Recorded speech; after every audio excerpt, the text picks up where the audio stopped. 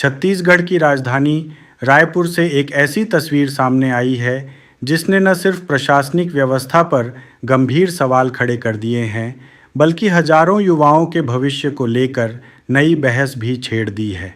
नौकरी की उम्मीद में वर्षों तक पढ़ाई और प्रशिक्षण पूरा करने वाले डीएड प्रशिक्षित अभ्यर्थी आज अपनी ही सरकार से न्याय की गुहार लगाने के लिए सड़कों पर बैठने को मजबूर हैं। नियुक्ति की मांग को लेकर पिछले 170 दिनों से लगातार आमरण अनशन कर रहे अभ्यर्थियों के आंदोलन ने अब बेहद चिंताजनक मोड़ ले लिया है। आंदोलन में शामिल जांजगीर चांपा जिले के संजय कश्यप, पंकज नेताम और अनुसुईया निषाद की अचानक तबीयत बिगड़ने के बाद उन्हें तत्काल अभनपुर अस्पताल में भर्ती कराया गया, जहां चिकित्सकों की निगरानी में उनका उपचार जारी है। बताया जा रहा है कि लंबे समय से जारी अनशन, लगातार पड़ रही भीषण गर्मी, शारीरिक कमजोरी और मानसिक तनाव के कारण उनकी स्थिति गंभीर हो गई है। दरअसल यह आंदोलन कोई 1-2 दिन या कुछ सप्ताह पुराना नहीं है। डीएड अभ्यर्थी 24 दिसंबर 2025 से लगातार धरने पर बैठे हुए हैं। उन्होंने कड़ाके की ठंड झेली, फिर मौसम बदला, तपती धूप आई और अब मानसून की दस्तक के बीच भी उनका संघर्ष जारी है। बीते लगभग 6 महीनों से अधिक समय से ये युवा सड़क पर बैठकर केवल एक मांग कर रहे हैं, उन्हें उनका वैधानिक अधिकार दिया जाए। अभ्यर्थियों का कहना है कि वे किसी नई भर्ती, विशेष पैकेज या अतिरिक्त लाभ की मांग नहीं कर रहे हैं, बल्कि छत्तीसगढ़ हाई कोर्ट और सुप्रीम कोर्ट के आदेशों के अनुरूप रिक्त 2300 पदों पर नियुक्ति चाहते हैं। उनका आरोप है कि न्यायालय से राहत मिलने के बावजूद शासन प्रशासन की ओर से अब तक कोई ठोस कार्रवाई नहीं की गई है। धरना स्थल पर मौजूद अभ्यर्थियों का कहना है कि उन्होंने लोकतांत्रिक तरीके से अपनी बात रखने की हर संभव कोशिश की।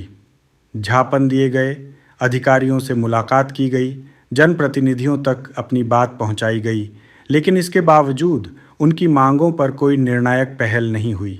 अभ्यर्थियों का आरोप है कि 170 दिन बीत जाने के बाद भी न तो कोई जिम्मेदार अधिकारी उनकी सुध लेने पहुंचा और न ही उनकी समस्याओं के समाधान के लिए कोई स्पष्ट रोडमैप सामने आया।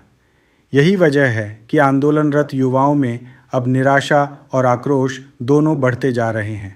धरना स्थल का माहौल उस समय बेहद भावुक हो गया जब अनशन पर बैठे साथियों की बिगड़ती हालत की खबर सामने आई।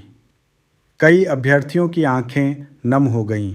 उन्होंने कहा कि जिस नौकरी के लिए उन्होंने वर्षों तक मेहनत की, प्रशिक्षण प्राप्त किया और कानूनी लड़ाई भी लड़ी, उसी नौकरी के लिए आज उन्हें अपनी जान जोखिम में डालनी पड़ रही है।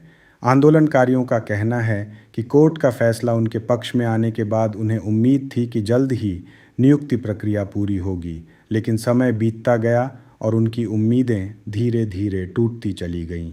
आंदोलन में शामिल अभ्यर्थियों ने प्रशासन पर गंभीर आरोप लगाते हुए कहा कि यदि संजय कश्यप, पंकज नेताम, अनुसुईया निषाद या किसी भी अन्य अभ्यर्थी के साथ कोई अनहोनी होती है तो इसकी पूरी जिम्मेदारी शासन और प्रशासन की होगी।